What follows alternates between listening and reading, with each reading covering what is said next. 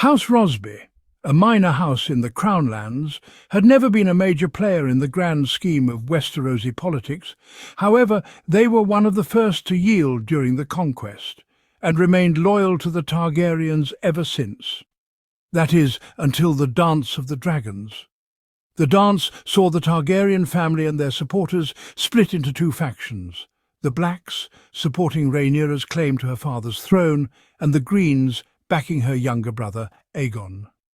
Lord Rosby was known to be a staunch supporter of the late king, and by extension his designated heir, Rhaenyra.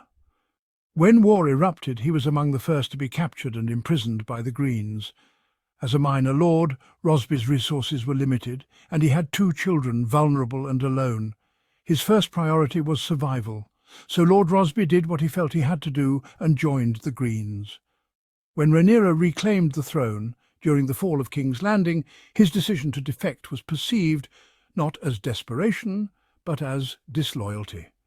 He was deemed a faithless friend, worse than a foe.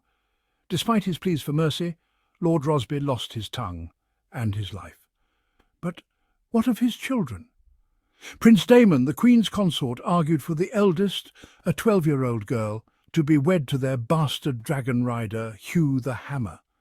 It would lend support to female inheritance, bolstering her own claim, and it would reward the loyalty of the Dragonseed. Rhaenyra refused.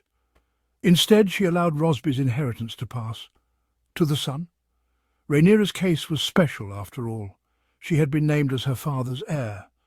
More importantly, the Queen believed disinheriting the younger son in favour of the older daughter would call into question the rights of all the other lords who had elder sisters, and she was unwilling to lose their support.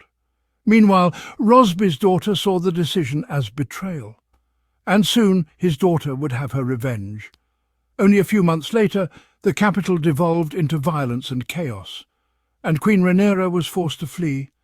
Along the way, she sought shelter at Rosby Castle, but the Queen found the gates barred at her approach.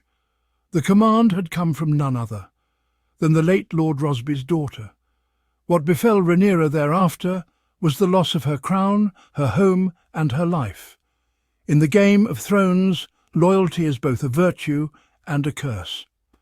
But as this story shows, compromising one's values for political gain can prove equally perilous.